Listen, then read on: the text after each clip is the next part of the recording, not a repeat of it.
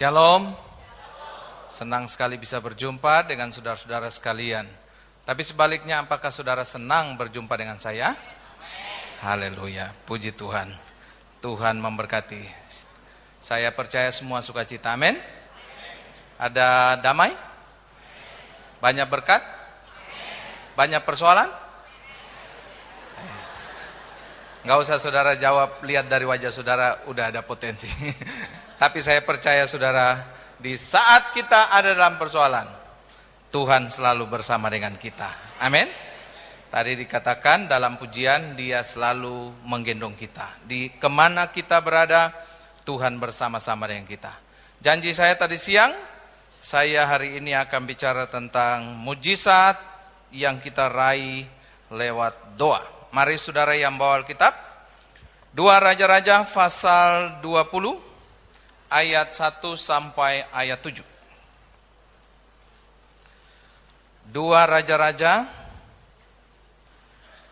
Raja-Raja pasal 20 ayat 1 sampai 7. Yang suka baca Alkitab pasti cepat dapat 2 Raja-Raja. Yang jarang baca Alkitab, saya bantu ya. 2 Raja-Raja itu di Perjanjian Baru ya. Tapi saya percaya saudara tahu di mana dia berada. Amin.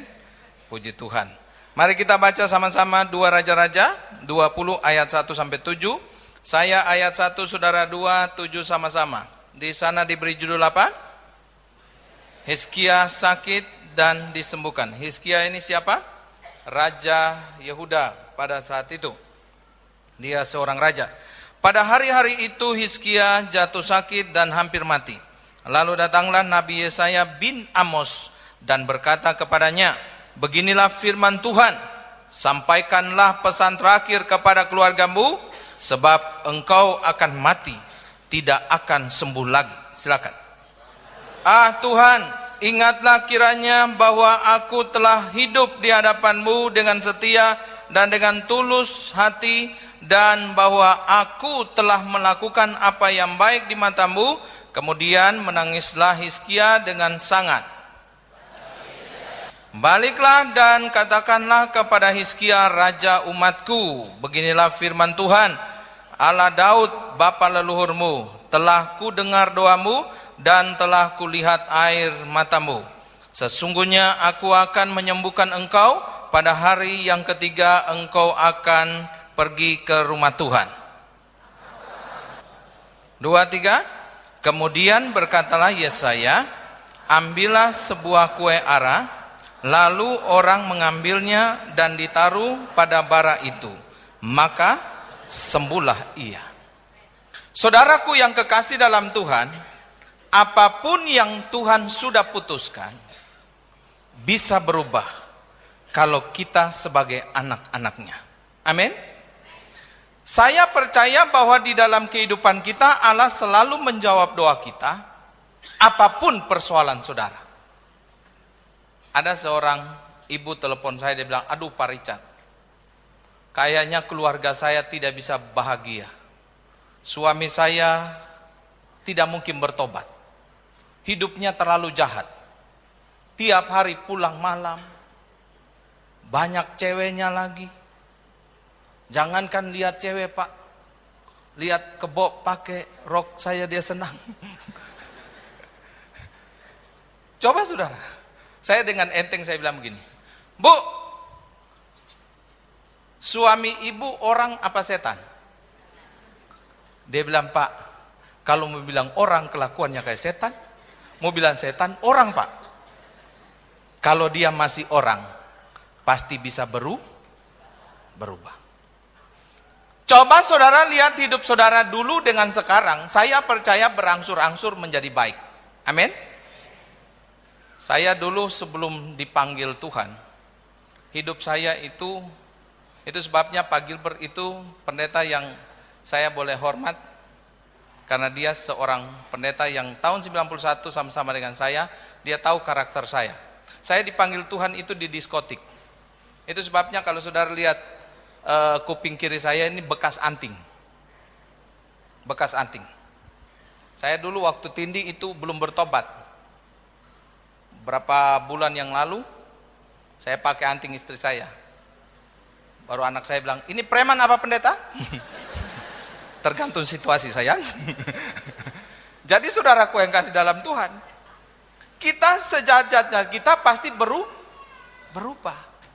Itu sebabnya tadi siang saya bilang, saya khotbah tentang 5 huruf SABAR, sabar.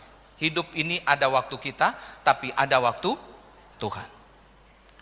Saya melihat di situ Raja Hizkia sakit. Bahkan ayat 1 berkata sakit hampir mati. Dipanggil pendeta lagi, pendeta Yesaya.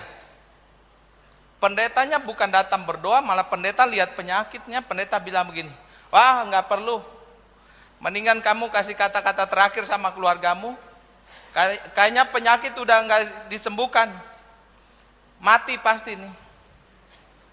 Bukannya datang doa, malah bilang mati nih. Coba saudara lagi sakit, panggil saya datang ke rumah saudara. Pak Richard, tolong Pak. Aduh Pak, suami saya sakit Pak, hampir mati Pak. Bapak datang Pak. Begitu saya datang, saya lihat, wah Bu, udahlah mati nih pasti. Saudara jengkel nggak? Marah nggak? Pasti amplop nggak dikasih, amin.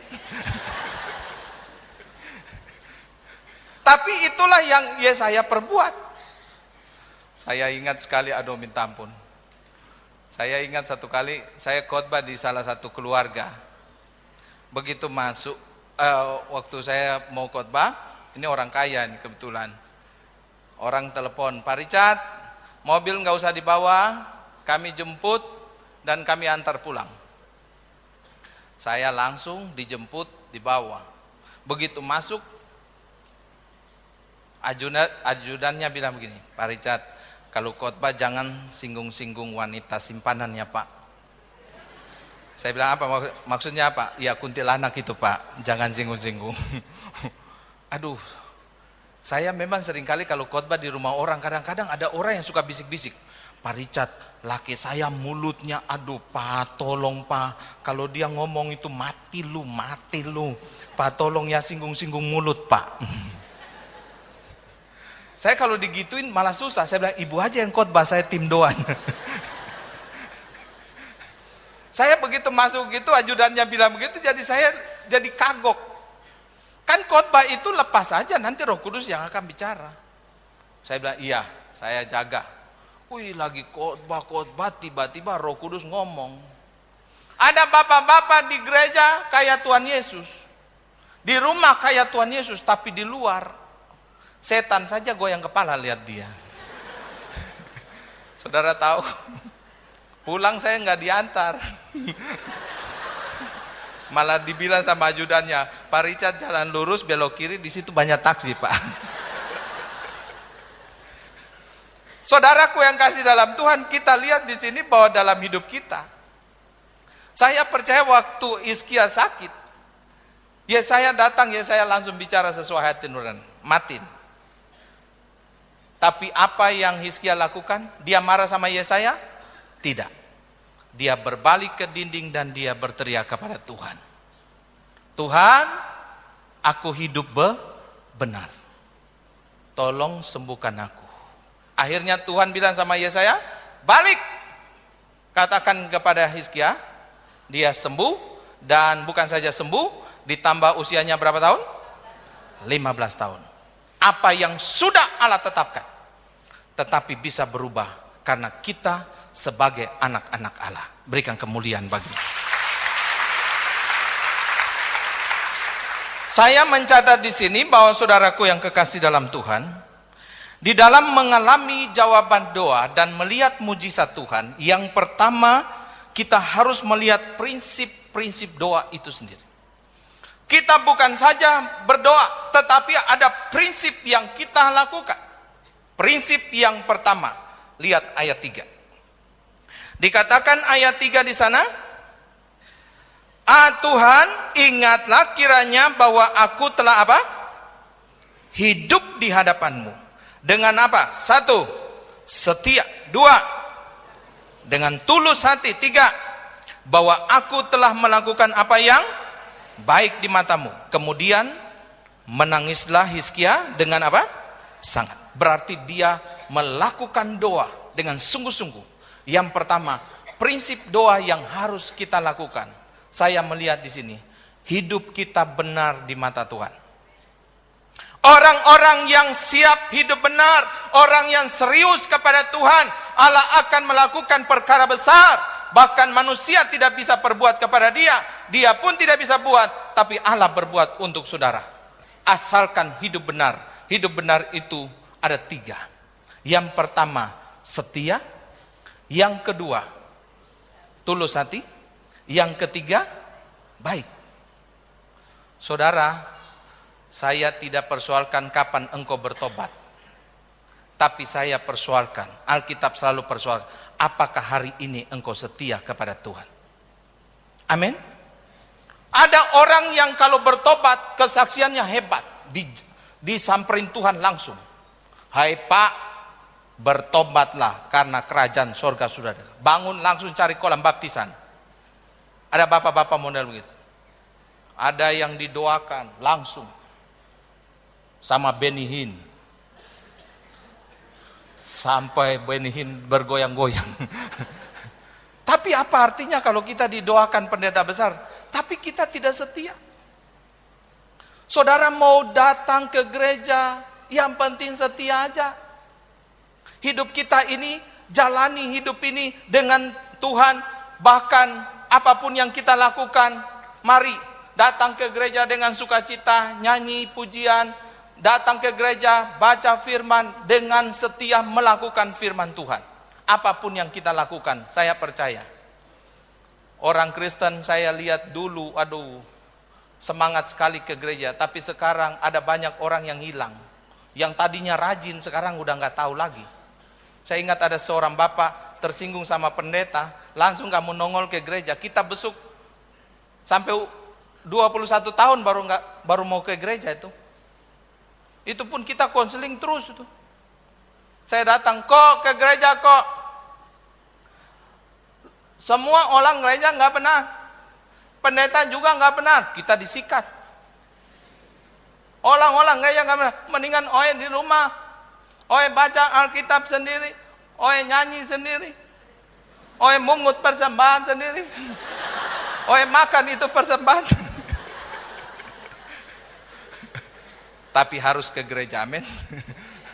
Hidup kita ini setia aja. Saudara, orang mau bikin saudara tersinggung, biarin. Kita bukan cari manusia, cari Tuhan. Hidup kita ini setia aja. Saya dengan Pak Gilbert, saya kebetulan wakil Pak Gilbert di pelayanan Gale Ministry.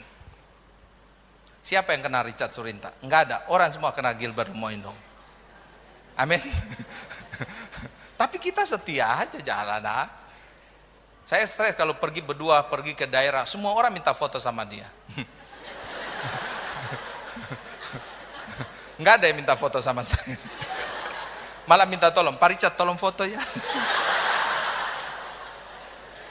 Sampai saya bilang, Tuhan ampuni mereka karena mereka tidak tahu.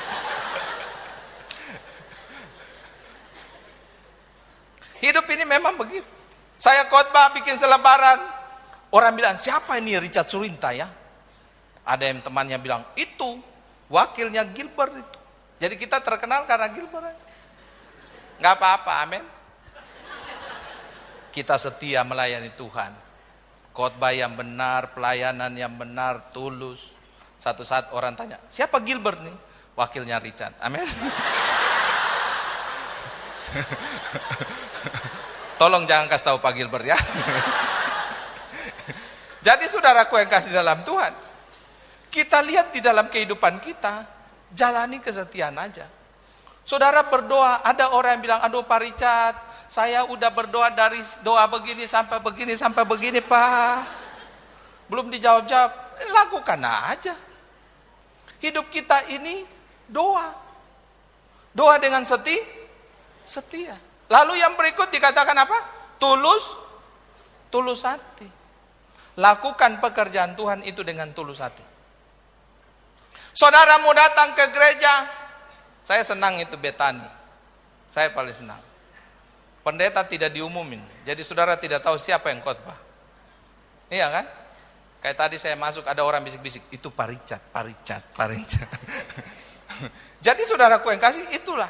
Tapi kalau di Jakarta, aduh, orang datang ke gereja cari pendetanya. Sampai pendeta kemana, dia ke situ. Saya khotbah di Tangerang, ada dia. Kelapa Gading, ada dia. Sudirman, ada dia. Saya ke Surabaya, ada dia juga. Sampai saya bilang, ibu tinggal di jalan tol yang. Tapi baguslah. Mari kita lakukan sesuatu dengan tulus hati. Pak, jangan ke gereja kalau dipaksa-paksa. Bapak-bapak ini kalau mau ke gereja harus dipaksa dulu tuh. Nggak pernah ingat sendiri. Pura-pura lupa iya. Tapi bukan bapak di sini, amin? Bukan, di Jakarta. Nantilah kalau saya di Betani Jakarta baru saya bilang di sini, amin? Jadi saudara, kalau kita melakukan dengan tulus hati itu enak. Saya ditelepon orang, Pak Richard, lagi tidur ini. Jam 1 orang telepon saya, Pak Richard, kami ada doa semalam suntuh, season ketiga pendetanya nggak bisa Pak. Jadi jam 3, Pak Richard bisa nggak? Ada acara nggak jam 3 Pak? Siapa yang ada acara? Kita mau alasan kita capek kurang rohani. Mau bilang ada acara, siapa yang ada acara? Aduh, tapi kadang-kadang ada ibu-ibu yang keterlaluan. Telepon saya setengah 3 pagi. Telepon saya, Pak Richard tolong doain saya kaget banget. Begitu handphone saya, halo, Pak Richard tolong doain saya Pak. Ya kita doa. Pak Richard di mana nih? Di mana? Dalam hati saya, hanya setan saja yang di luar rumah jam begini.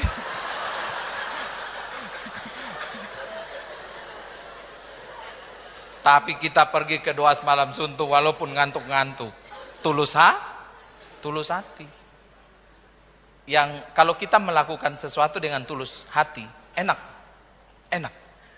Saudara berdoa tanpa tekanan, saudara baca firman dengan tulus hati, saudara ke gereja dengan tulus hati, senang. Melayani suami tulus hati. Ah, ibu-ibu nih. Bu, ibu-ibu yang paling tahu tulus itu. Karena kan sifat kepura-puraan ibu-ibu paling hebat. Ibu-ibu kan paling pintar bersandiwara di depan laki. Amin. Coba lihat laki pulang malam tapi bikin kopi. Ma, nggak apa-apa ya? Nggak apa-apa. Itu sebabnya saudara, kalau istri benar, laki mau pulang jam 5 pagi, Ma bikin nasi goreng. Iya sayang. Ngantuk ya? Enggak. Tapi dalam hati ini jengkel. Saya percaya ibu-ibu model begitu. Mati cepat. Iya benar. Dia melakukan sesuatu tidak pernah dengan tulus. Coba saudara laki pulang jam 5, Ma bikin nasi goreng. Kalau saudara tidak tulus hati, waduh saudara menggerutu terus. Kamu pikir ini rumah hotel? Ya Ma, cepat. Itu kalau nggak tulus hati tuh, sebentar. Setan juga. Taruh penyedap.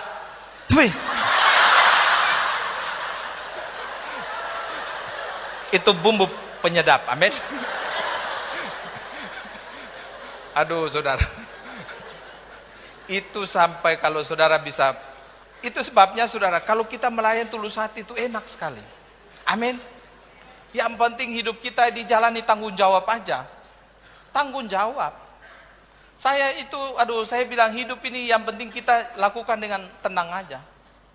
Saya di Jakarta kalau Pak Gilbert mendadak nggak bisa KKR, dia bilang gini, Cat, tolong ganti saya.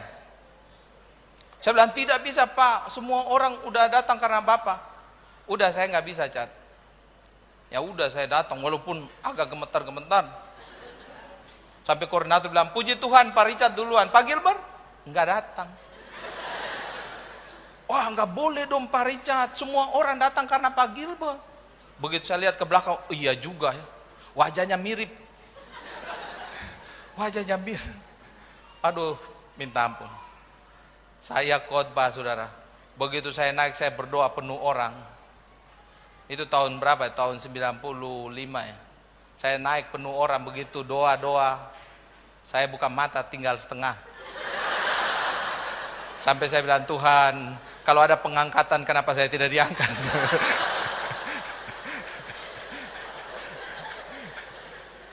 Tulus saja. Amin. Orang mau terima atau tidak, jalani hidup. Amin. Jalani hidup. Lalu yang terakhir apa? Hidup benar apa? Yang terakhir? Baik. Saudara, hidup kita ini yang membuat kita itu disukai orang apa? Baik. Walaupun muka kita ini muka jahat. Bukan muka kita, muka saudara ya. Kalau muka kita kan termasuk saya. Jadi saudaraku yang kasih dalam Tuhan, tapi hati kita baik. Ada orang muka baik tapi jahat.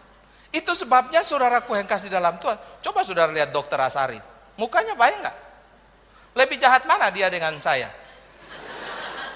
Lebih baik dia.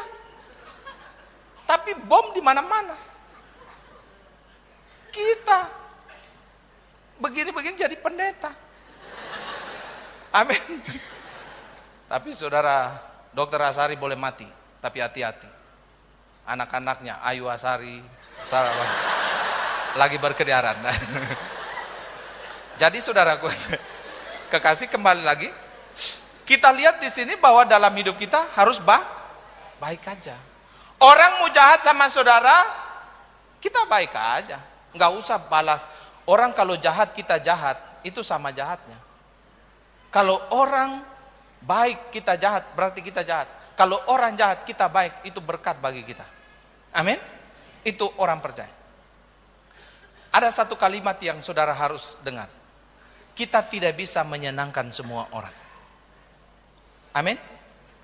Saudara tidak bisa menyenangkan semua orang. Ada orang senang saudara, tapi ada yang enggak. Biarin, itu urusan orang.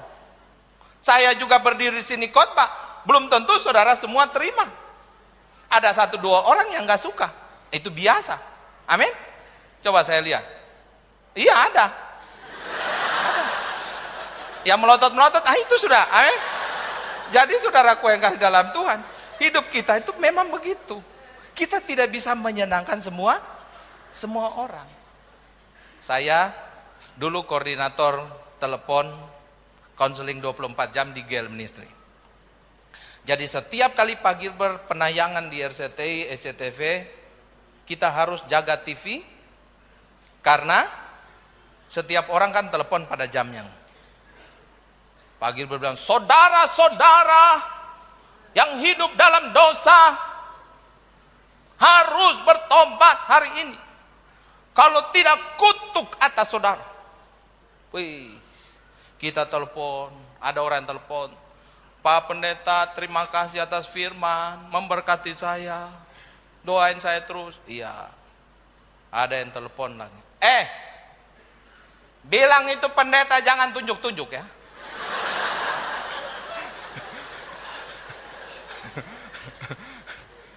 Dia bilang sama pendeta itu, ini bukan orang Kristen.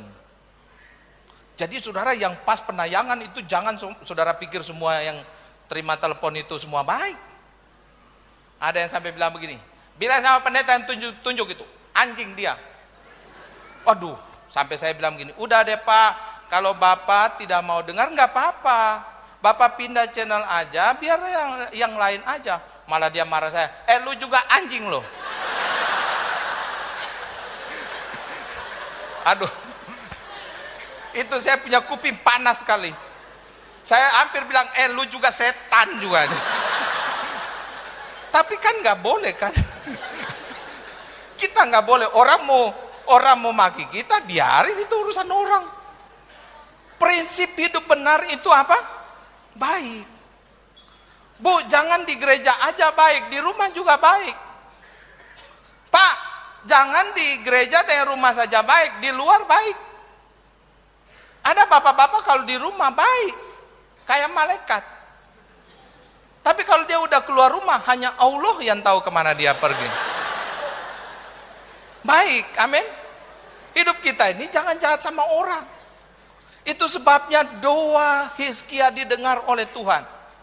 Karena dia hidup benar. Hidup benar itu adalah prinsip doa. Yang berikut, saya mencatat di sini prinsip doa. Yang pertama, memiliki kehidupan yang benar dengan Tuhan, yaitu yang tadi, setia, tulus hati, apalagi baik. Yang kedua, prinsip-prinsip doa memiliki tujuan yang jelas. Tujuan itu jelas. Kalau saudara berdoa harus tahu tujuannya. Jangan cuma bilang, gue mau doa. Doain apa? Enggak, pokoknya doa aja. Gue berdoa aja. Iya, doa apa? Ya, untuk jodoh.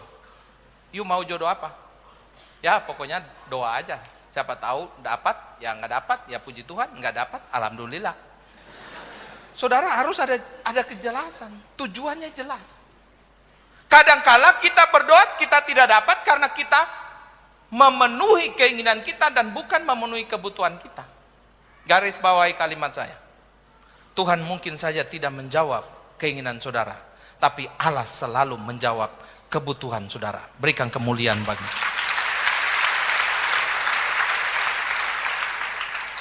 Kalau jodoh Tuhan kasih. Tapi kalau jodoh yang bukan, yang Tuhan punya, yang bukan dari Tuhan, jangan. Ada seorang wanita telepon saya, Pak Richard, tolong doakan saya mau merit kayaknya Pak tahun depan. Saya bilang, kenapa tahun depan? Bukan tahun ini. Masih dalam proses. Proses apa? Saya masih tunggu suami saya lagi urus perceraian dengan istrinya. Jadi setelah dia bercerai baru kita menikah. Darah Yesus. Coba saudara lihat. Itu keinginan apa kebutuhan? Kita harus punya tujuan yang jelas. Saudaraku yang kasih dalam Tuhan, prinsip doa, saudara tahu apa yang harus saudara doakan. Itulah prinsip doa. Yang berikut, prinsip doa. Saya mencatat di sini bahwa memiliki hati yang tetap bersyukur. Coba saudara lihat Yesaya 38 ayat 18 dan 19. Ini tentang Hizkia juga ya. Yesaya pasal 38 ayat 18 dan ayat 19. Sebab dunia orang mati tidak dapat mengucap syukur kepadamu, dan maut tidak dapat apa? Memuji-muji engkau. Orang-orang yang turun ke liang kubur tidak menanti-nanti akan kesetiaanmu. Ayat 19, 2-3. Tetapi hanyalah orang yang hidup, dialah yang mengucap syukur kepadamu. Seperti aku pada hari ini, seorang bapa memberitahukan kesetiaanmu kepada anak-anaknya. Jadi saudaraku yang kasih dalam Tuhan, kita di dalam kehidupan kita ini Tuhan mau supaya kita terus bersyukur. Tadi siang saya khotbah bahwa kita sebagai anak-anak Tuhan, karena Adam kita terhukum, karena Yesus kita dimerdekakan. Berarti saudara bukan lagi menjadi orang terhukum, tetapi saudara menjadi orang yang merdeka. Kadangkala kita menjadi orang terhukum, padahal kita sudah ada dalam Tuhan. Di gereja kita lompat, kita menari, kita memuji Tuhan. Tetapi kita ketemu dengan masalah, sudah menjadi orang terhukum. Saya sering khotbah di Polda Metro Jaya. Dua Jumat yang lalu saya khotbah di sana. Waduh saudara, itu polisi semua duduk muka keras. Sampai pemimpin pujian aja bilang, aduh Pak Richard, rohnya lain Pak. Saya bilang, ini roh memang roh polisi nih, hati-hati kamu ditilang loh. Ya, pimpin pujian. Saudara muka keras. Tapi saya khotbah di sana, saya bilang, kita ini harus terus bersukacita. Saya pulang dari Palangkaraya, saya bikin KKR Pasca. Itu yang hadir semua dari gereja-gereja. Itu ada pendeta-pendeta di depan semua. Ada dari Katolik, ada dari beberapa pendeta. Aduh, saya lihat pendeta-pendeta aja saya nggak ada sukacita. Bukan karena mereka. Saya lihat jemaat datang, shalom, shalom. Pendeta-pendeta yang masuk semua jaga image. Orang bilang shalom, shalom. Dalam hati saya, gue jadi pendeta kayak begitu 3 bulan gila. Hidup orang Kristen itu, saudara, jangan kayak orang terhukum. Saya khotbah di penjara di Tangerang. Itu semua orang lompat-lompat nyanyi. Saya ngomong amin, amin. Ada bapak satu semangat sekali. Saya tanya, Pak, semangat sekali. Kapan keluar, Pak? Oh, dia bilang masih lama, Pak. Kapan? 2030, Pak. Darah Yesus. Dalam hati saya, ini dunia masih ada apa enggak itu? Tapi semangat tuh. Maaf, kadang-kadang kita tinggal di luar penjara, tapi kita kayak orang penjara. Di rumah berantem terus, di rumah nggak ada sejahtera terus. Suami istri lihat aja udah enak. Memang itu. Ada laki yang lihat istrinya, dia muka keras, istri lihat lakinya muka keras. Memang ada istri-istri yang kadang-kadang jengkel sama laki. Dia begitu lihat laki aja dia bilang, enak lihat muka lo. Padahal nggak ada apa-apa itu. Memang ada laki yang wajahnya itu mengandung kerusuhan, ya, mengandung. Tapi marilah di rumah itu jangan. Saudara, rumah itu bukan saja bangunan, tapi rumah itu adalah suasana. Itu dalam bahasa Inggris itu jelas sekali. Itu memisahkan antara gedung dan suasananya. Jadi rumah itu ada suasana, ada gedung. Saya baru urapi rumah orang di Menteng, ya, daerah Menteng, daerah elit di Jakarta. Saya masuk, waduh, rumah orang kaya sekali. Saudara bayangkan, di tengah-tengah ruang tamu saja ada kolam renang. Itu ruang tamunya. Bayangkan, ruang tamu ada kolam renang. Sampai kita duduk di sofa, kolam renang depan. Sofanya bulu angsala gitu. Begitu saya duduk, tenggelamnya jauh. Sampai dengkul saya dengan dagu ini udah hampir nyentuh ini.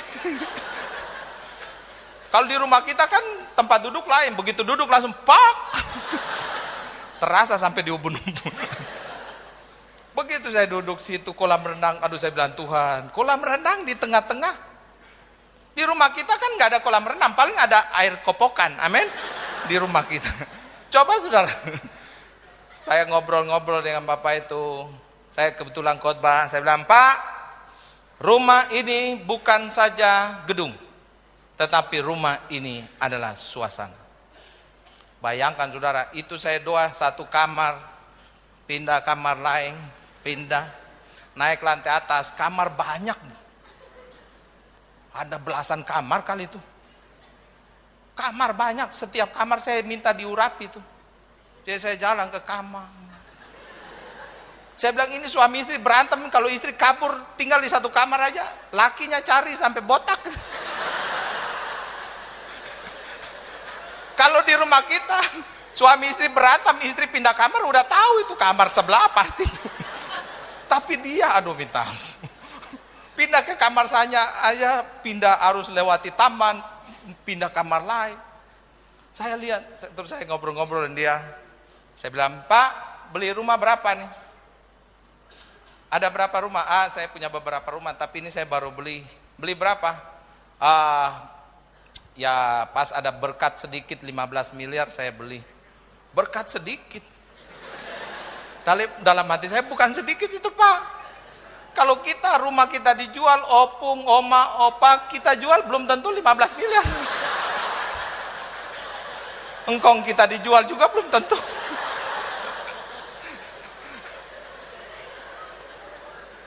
Jadi saudaraku yang kasih dalam Tuhan, terus saya jelaskan bahwa rumah itu bukan saja gedung, tapi rumah itu apa? Suasana. Pak, Bu, jujur ya, kadang-kadang kita hidup berumah tangga yang kita targetkan apa? Rumah. Apa artinya saudara punya rumah lantai 4, tapi tiap hari suami istri berantem, lari-larian dari lantai bawah sampai atas, turun pakai tali lagi, naik lagi. Hidup kita ini, aduh saudara. Marilah dalam kehidupan kita, kita ini bukan orang-orang yang terpenjara dengan berbagai macam persoalan. Amin. Harus banyak bersyukur. Hidup ini selalu bersyukur. Saya paling senang itu di petani itu kalau memuji Tuhan, enak sekali. Enak sekali. Kita diam aja enak.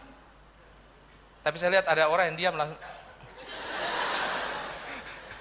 Kita saudara, dalam hidup kita ini, aduh, jangan sampai mulut kita ini tanpa pujian. Jangan sampai hati ini tanpa pujian. Saya punya pembantu saya ajarin dia untuk selalu memuji Tuhan terus.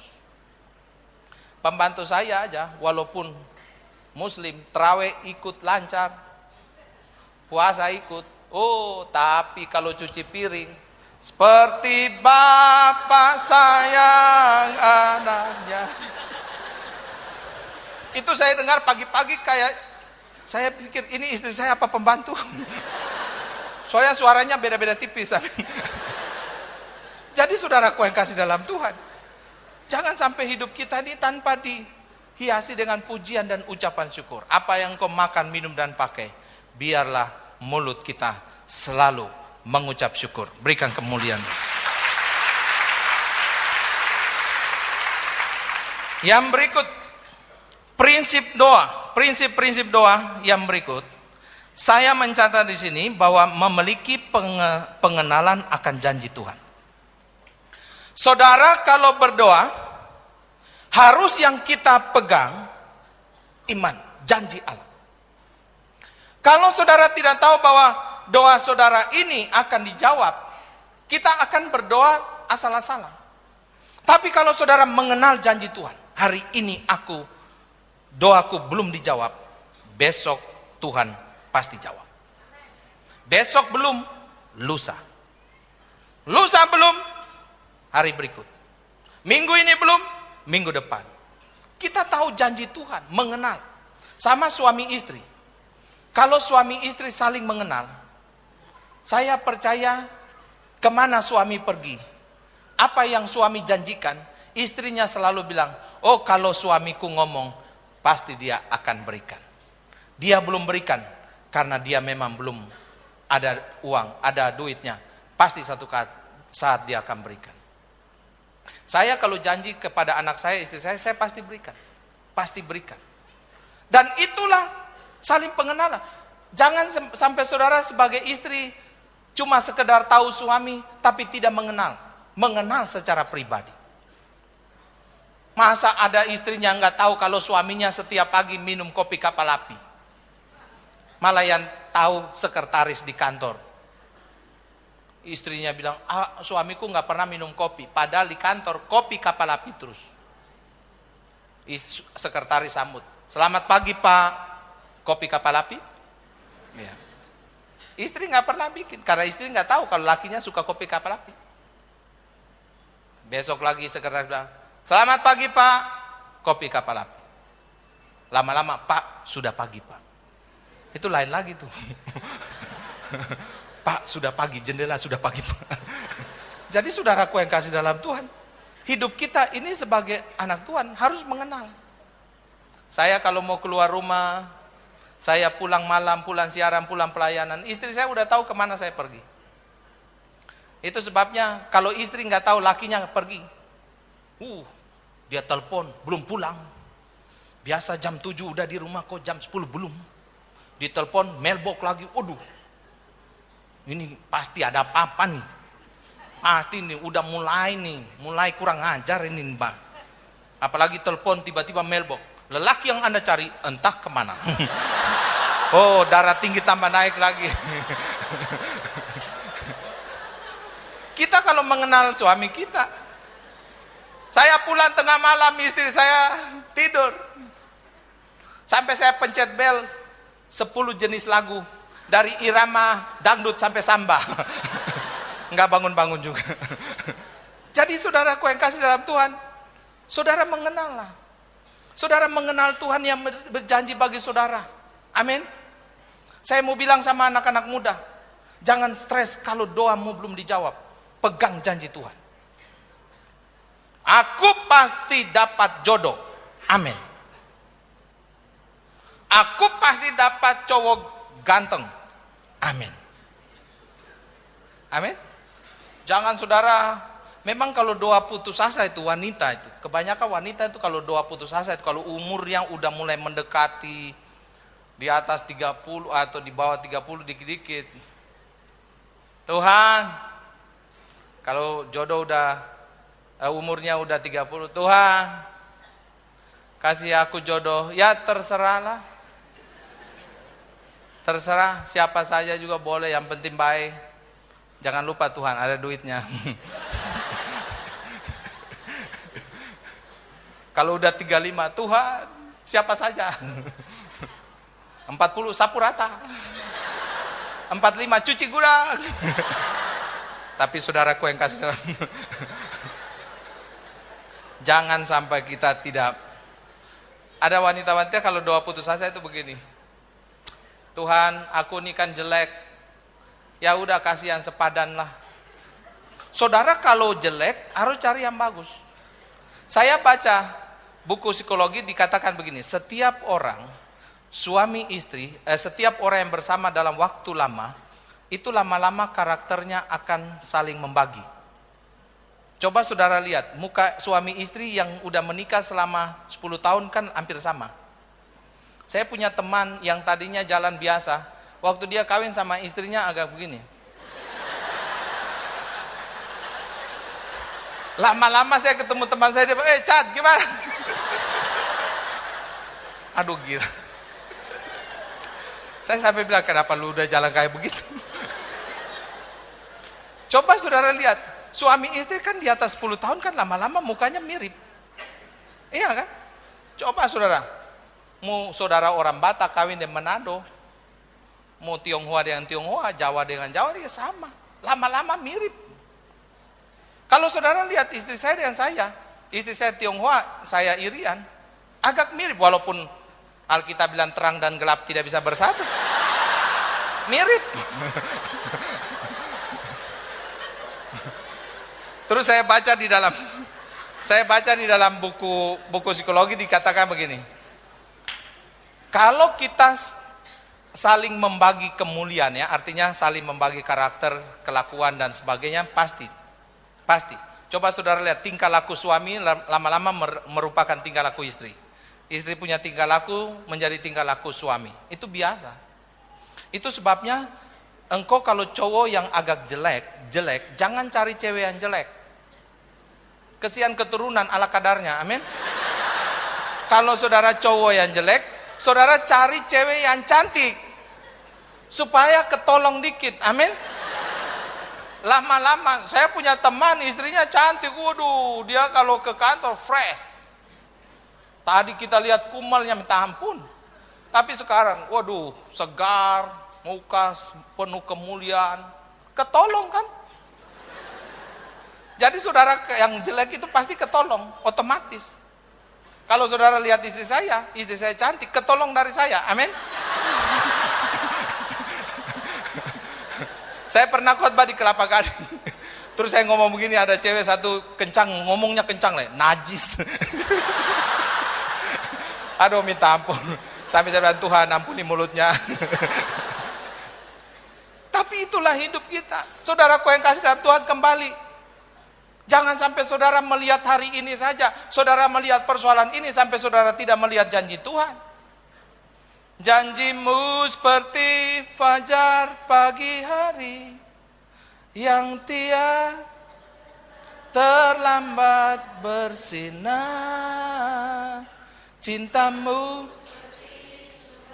yang mengalir dan ku tahu betapa dalam kasihmu.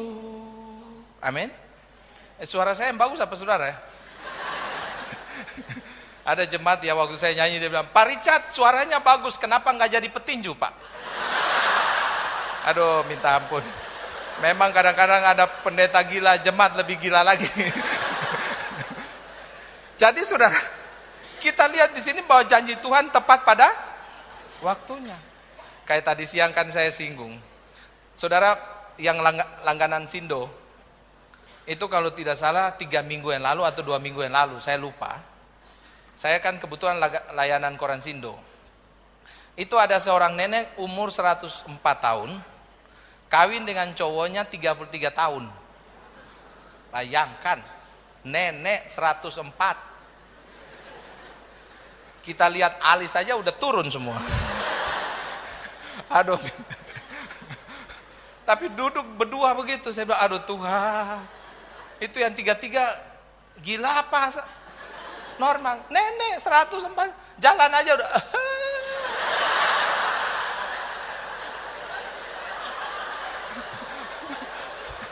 Apalagi masuk di pengantin, naik kursi pengantin aja.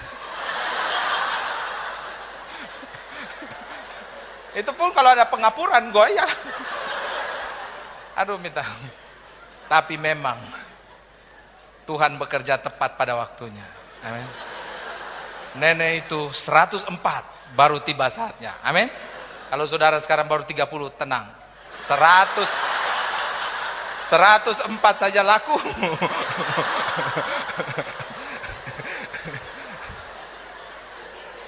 Jadi saudaraku yang kasih dalam Tuhan, kembali kita harus pegang janji Tuhan.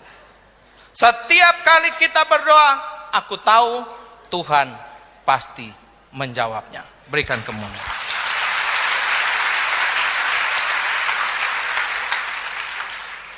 Yang berikut, yang perlu kita bereskan dalam doa. Poin yang berikut ya. Poin yang berikut yang perlu kita selesaikan atau bereskan di dalam doa. Yang pertama, hati kita.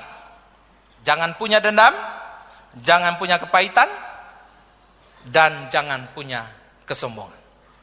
Hati kita harus baik.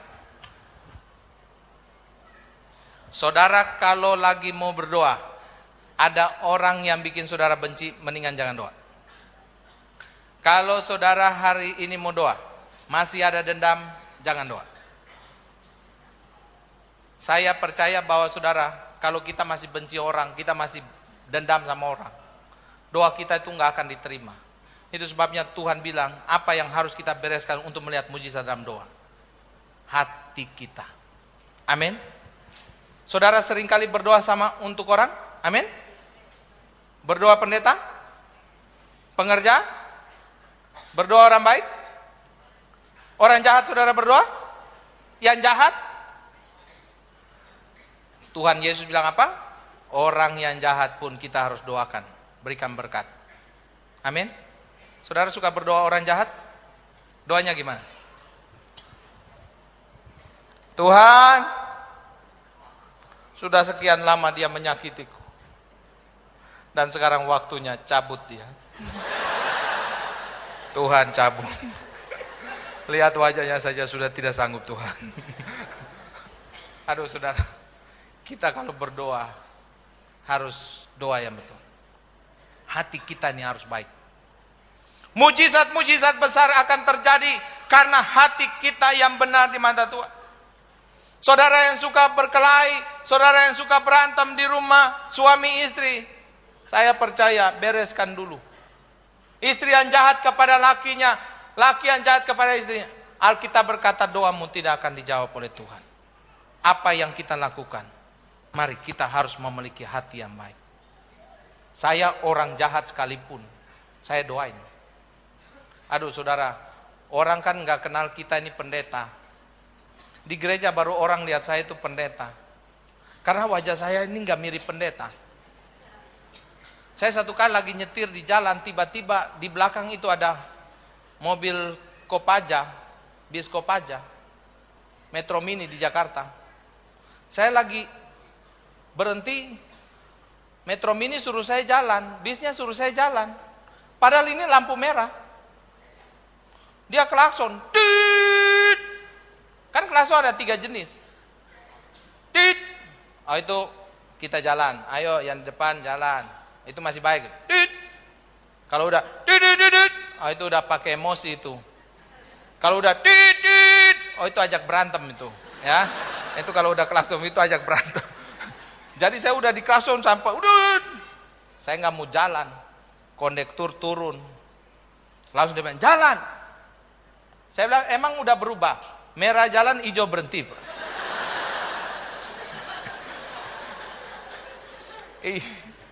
Langsung dia bilang apa? Anjing. Gituin saya. Padahal kita baru khotbah tentang pengampunan. Saya bilang, saudara-saudara kalau mengampuni orang, walaupun mulut orang jahat, tetap mengampuni dia. Pulang keluar dari gereja, orang bilang anjing. Aduh saudara, langsung saya nyanyi. Ku telah mati. Itu kalau hidup, oh kalau nggak mati. Kalau bukan pendeta, turun langsung, anjing sini. Gua anjing, lu anjing sini juga. Saya kalau khotbah saya ngomong apa adanya yang ada di luar. Kadang-kadang kan kita di gereja semua jadi orang baik, tapi di rumah kadang-kadang aduh minta ampun, jujur aja ya. Anak-anak muda aja di gereja, kalau ke gereja sentuhan aja najis. Tapi coba kalau pacaran, minta ampun. Di bawah patung ya Sudarso aja pacaran. Sampai patungnya ya begini, sampai patung goyang kepala. Sampai patung bilang gila juga nih orang. Kenapa gua jadi patung?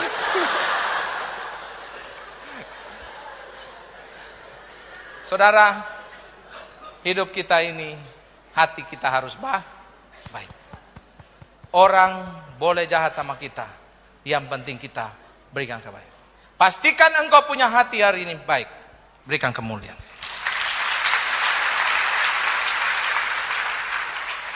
Poin yang berikut yang harus kita bereskan dalam doa.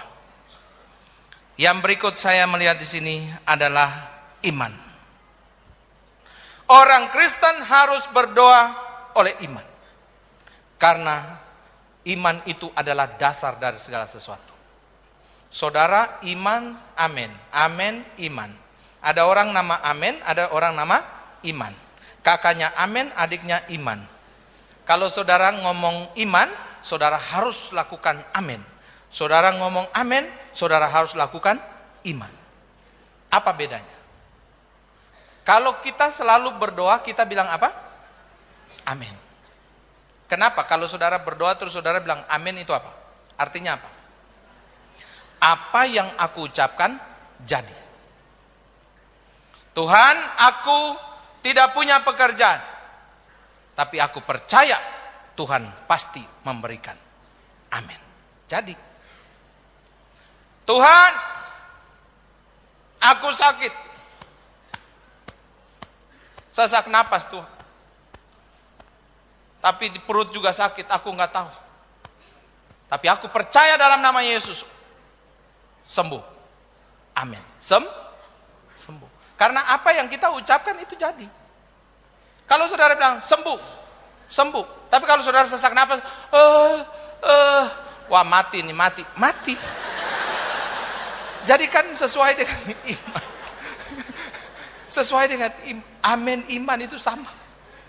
Aduh saudara, orang yang punya iman luar biasa, hebat. Saya punya teman, seorang bisnismen, sekarang di Australia. Tadi dokter waktu dia masuk rumah sakit komplikasi. Mulut bengkok, semua ini, makan ini nggak boleh, itu nggak boleh. Obat dikirim dari luar negeri, dari Australia, dari Cina semua. Satu obat aja bisa jutaan. Dia satu kali telan obat aja bisa 4-5 juta kali. Belum banyak obat. Tapi nggak sembuh-sembuh juga. Dokter bilang sama istrinya, bawa pulang aja nih bapak. Akhirnya sampai di rumah, suaminya lagi sakit, tiba-tiba dia tanya istrinya, kenapa aku dibawa pulang? Dokter bilang di rumah aja. Nggak bisa, aku masih sakit. Dokter bilang di rumah rawat jalan, nggak bisa, aku masih sakit. Akhirnya istrinya jengkel, istrinya langsung bilang, dokter bilang kamu 6 bulan lagi mati. Saking jengkel. Waduh saudara, itu bukannya dia stres, tapi tiap pagi jam 5 sebelum matahari keluar, sebelum dia duluan sembahyang.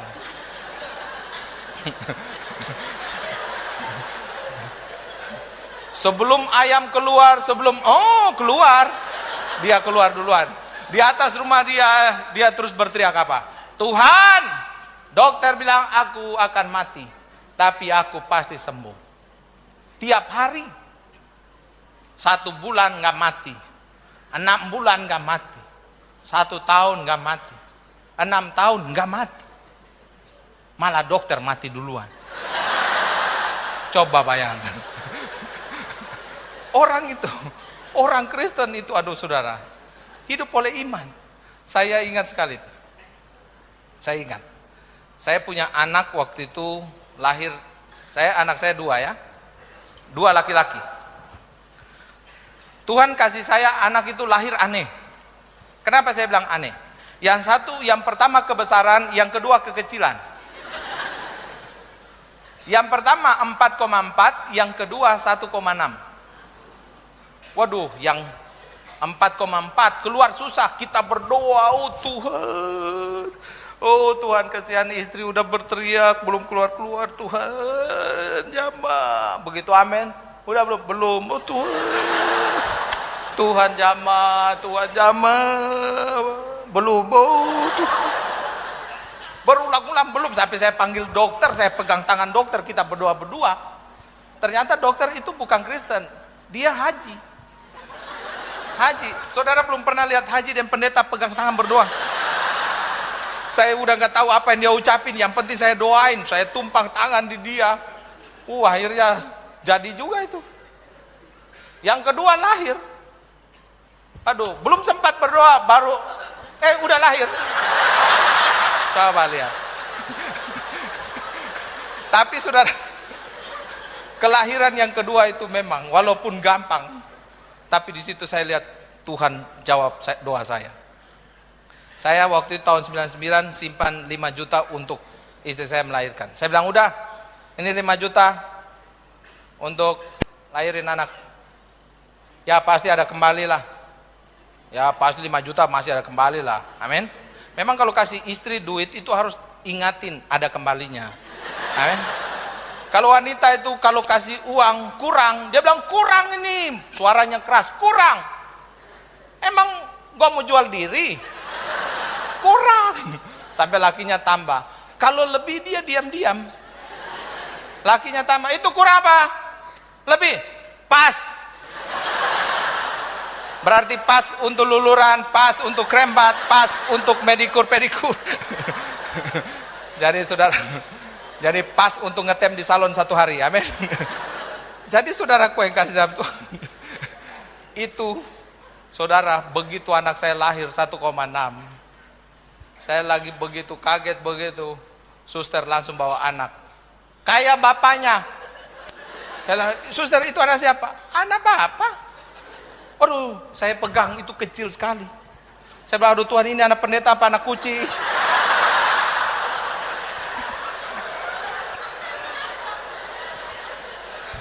Dia harus masuk inkubator 1 bulan. Dalam waktu 5 hari sudah 5 juta. Waktu 10 hari belasan juta. Saya sampai bilang, Tuhan, saya udah nggak tahu mau bikin apa. Istri saya tanya, Pak, ada duit nggak? Saya udah ada lah.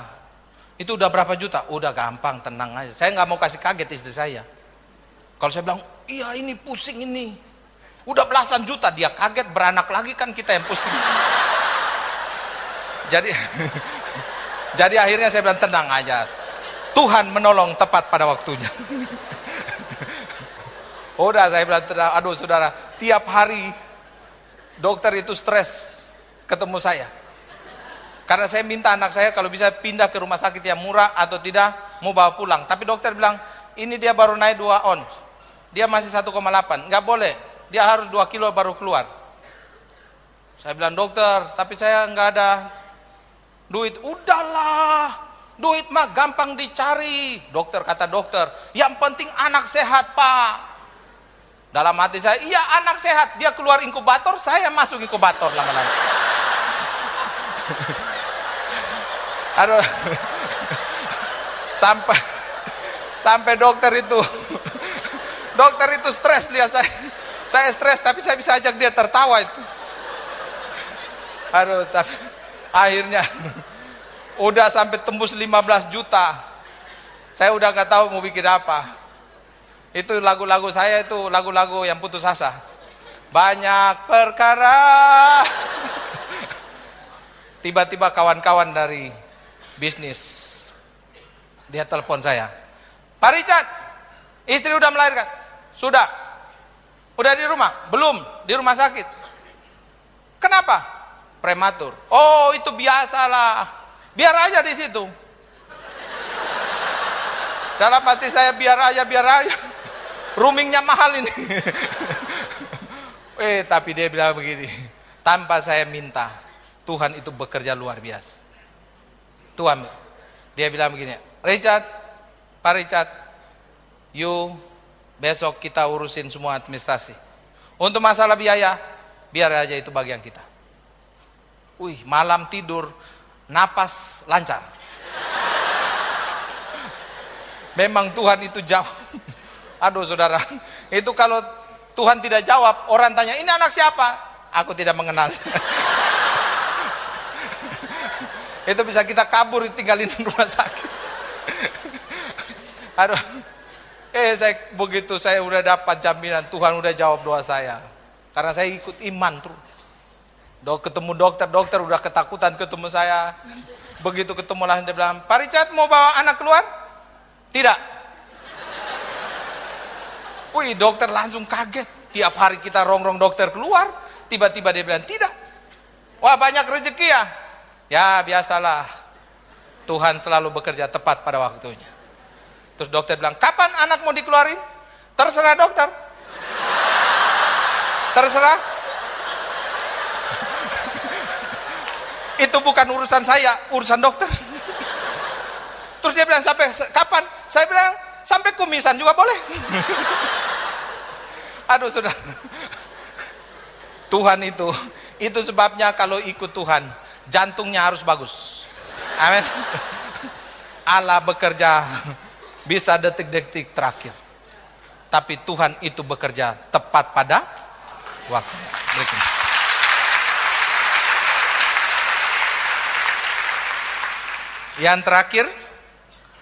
Yang terakhir yang perlu kita bereskan, jiwa kita untuk selalu memberi kepada Tuhan.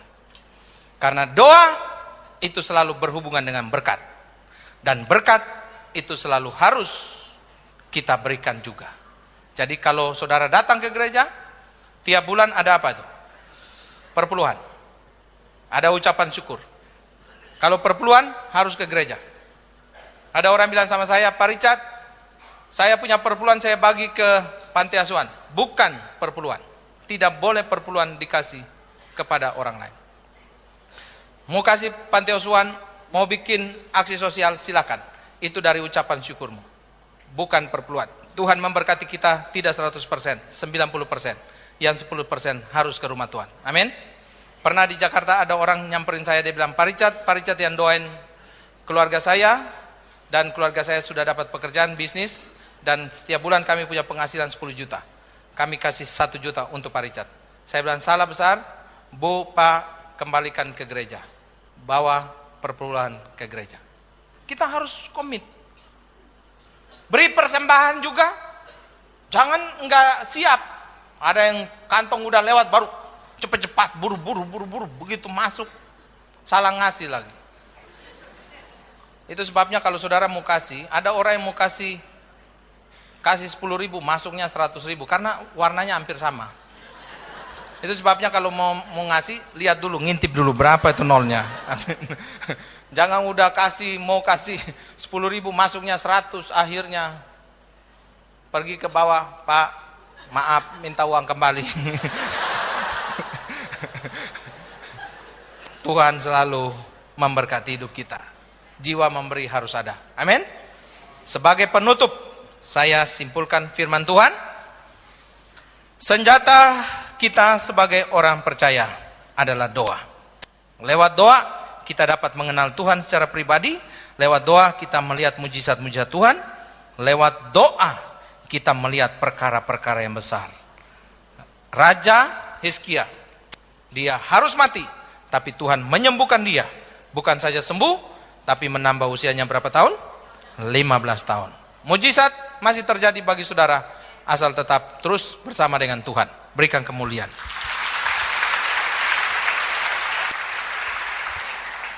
Kita datang pada Tuhan. Kita angkat pujian lingkupiku dengan sayang. Haleluya. Mari saudara, saya mengajak saudara bangkit berdiri. Kita datang pada Tuhan.